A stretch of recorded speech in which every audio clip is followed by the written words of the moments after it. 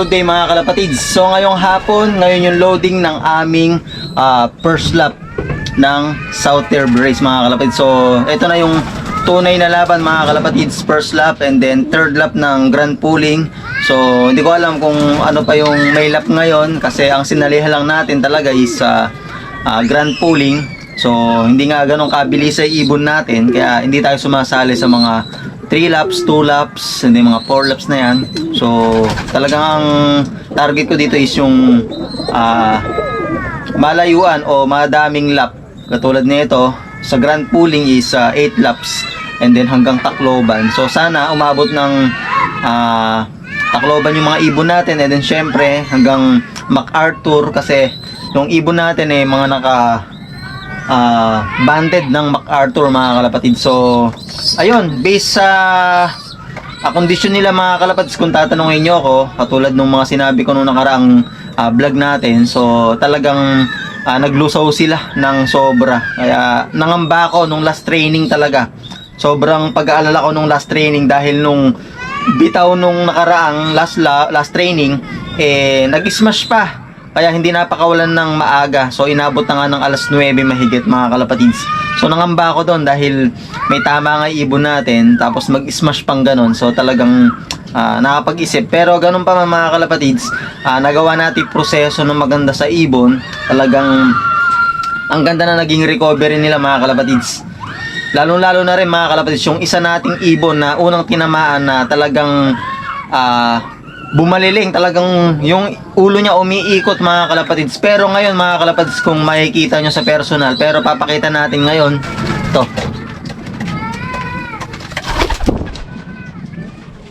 Eto mga kalapatids, yung talagang umikot na yung ulo. Pero parang walang nangyari mga kalapatids. Ayun, ang ganda na rin ng katawan mga kalapatids. Ayun sige ayun mga kalapatids. Di ba kung may baliling na yan, kung may baliling pa yan, talaga iikot pa yung ulo. Pero ngayon mga kalapatids, ala na di ba mga kalapatids, alam nyo kung ano ginawa ko dito? Nasa isang cage siya mga kalapatids, talaga nakahiwalay siya. And then sa medyo malayo sa mga ibon, yung hindi siya may stress. Then araw-araw ang ginawa ko mga kalapatids, ini-sprayan ko ng tubig. Umaga pa lang ini-sprayan ko ng tubig. And then hinahayaan ko mabilad sa araw. Talagang bilad na bilad maghapon. Hinahayaan ko mga kalapatids. And then magdamag, nasa labas lang din siya na hamugan. So talagang ganun lang yung prosesong ginawa natin. Basta kumakain niya mga kalapatids, makaka-recover. Ayun ang ganda ng recovery mga kalapatids. And then yung katawan, bumuo na naman mga kalapatids. Then yung balahibo. Basta kumakain mga kalapatids, unti-unti, bigay tayong pellets, yung maliliit na seeds. And then, nagbigay lang ako mga kalapatids ng sulfar, yung antibacterial mga kalapatids. Napaka-bisa pala nun.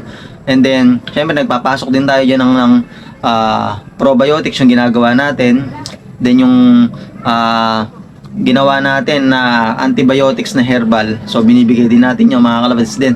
Talagang pinaka-importante, nababasa siya araw-araw. Pag gising nyo sa umaga, basain nyo na agad. So nakatutok yung hose, talagang inisprayan ko, basang-basa.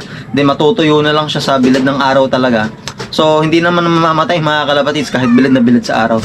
And then painumin nyo lang din talaga mga kalapatids. So ginagawa ko na umagahan, binibigay ko yung antibacterial nga mga kalapatids. Then sa hapon, plain water, patuka. Hanggang lumakas siya ng kumain mga kalapatids. And then bumuo yung dumi niya, normal na normal mga kalapatids. Hanggang ngayon nga mga kalapatids. So napakaganda na recovery mga kalapatids. Bala ko nga ngayon mga kalapatids isakay na.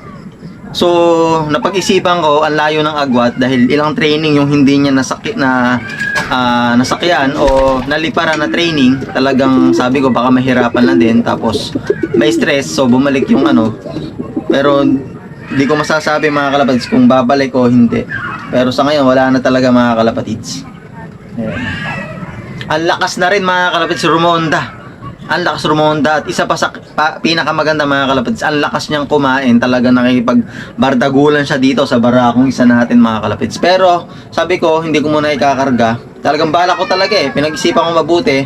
Inobserbahan ko maghapon, kakarga ko nung unang panik ko rito. And then pag naka-recover nga pala mga kalapatids, alam mo yung maganda na yung katawan, yung dumi, ibalik nyo kung saan siya nakagisnan niyang lumaki siya o dun siya tumanda. Ibalik nyo sa loft nyo, mas nagiging maganda yung recovery niya pag bumalik siya dun sa dati niyang kulungan. So ayan nga mga kalapatids.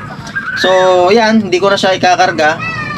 talagang hindi ko na siya ikakarga. Balak ko talaga, pero napag-isipan ko baka mahirapan mag-smashan. So ilalaan ko na lang siya mga kalapatid sa bagong club namin. So pa-south naman na yon, malapit na yata matapos yung north race nila. So south na naman sila.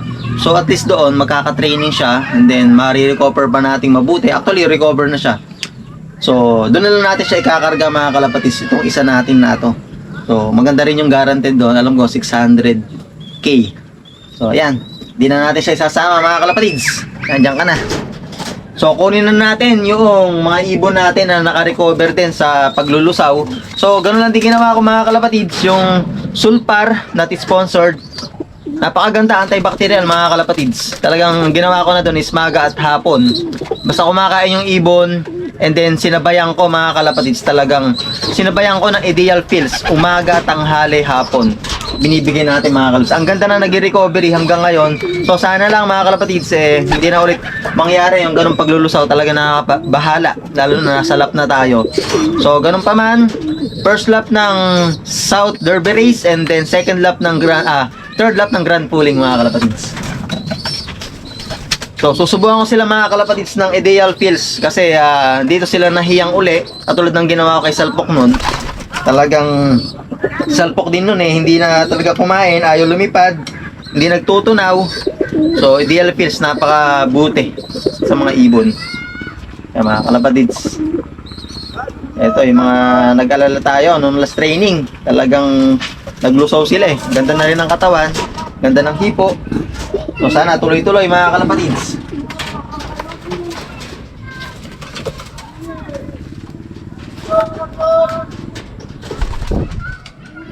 Ito ang mga natira sa 6 natin na ibon. 6 lang yung ibon natin, pero 4 pa yung natira, yung 2 nalagas. So siguro ito na lang talaga yung mga matitibay, malalakas. Kahit magsaksak ka o magbaksin ka mga kalapatids, yung turok man yan o yung lasota, talagang pag malakas yung bakterya o yung virus, tatamaan yung ibon mga kalapatids. So subok ko na yan, and then napatunayan na ng mga veterano yan. Ako kasi mga kalapatids, ang gamit ko lang is lasota. Talagang lasota lang, napakabisa.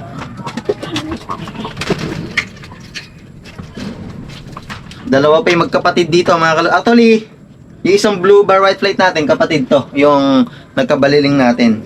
Pero kita nyo mga kalapatids, wala kayong makikitang ikot ng ulo. Ayan. Ang ganda ng ginawa ko na yun. Pangalawang ibon na pagaling ko sa ganong proseso, yung binabasa, bibilad sa araw, antibiotics, patuka, small seeds or pellet, then Wakamoto or ideal pills. So yun lang, halos ganun ginawa natin hanggang sa gumaling, gumanday dumi, gumanday katawan. So goods, pumulbos yung ilong, pumulbos yung pakpak. So ayun mga kalapatids, tara sa loading station nang maikarga na natin. Ayan, nakalimutan ko pang ilista yung mga singsing. So doon na lang siguro mga kalapatids. So ayun mga kalapatids, andito na tayo sa loading station. So inagahan natin dahil mamaya talagang mapupuno itong place na to. Kung makikita nyo, kumbaga hindi naman punong-puno, meron pang space dito sa sobrang luwang.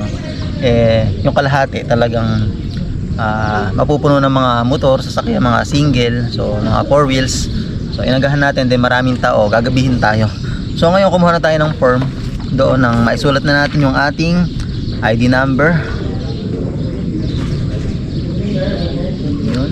Siyempre yung pangalan natin mga kalapatid. Sa mga baguhan dyan, ganito yung mangyayari pagka nakatungtong na kayo ng derby, and then yung loading station, sulat nyo lang. So HN, yan. Then syempre yung mga ibon, hindi nga natin nailista kanina doon dahil nakalimutan natin. Hilap nyo naman. Yan, ayos mga kalapatids. Hindi na ako namang problema sa dumi nila dahil ganoon pa man na-recover natin mga kalapatids. So ring number and then color daw.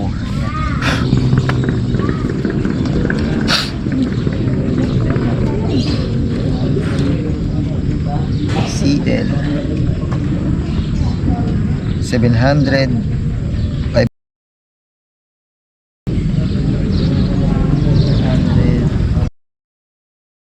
Then blue bar.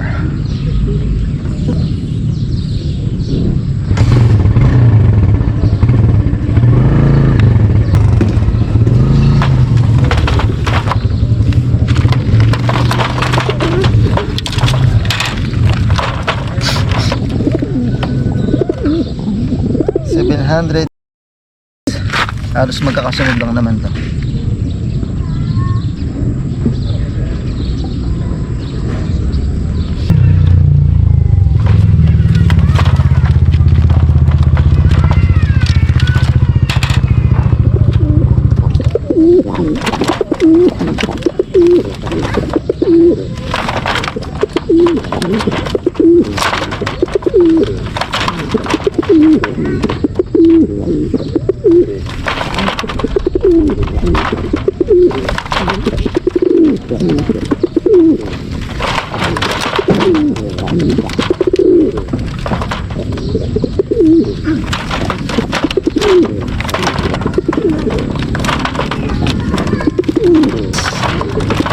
Lalagyan natin form doon, makapila tayo.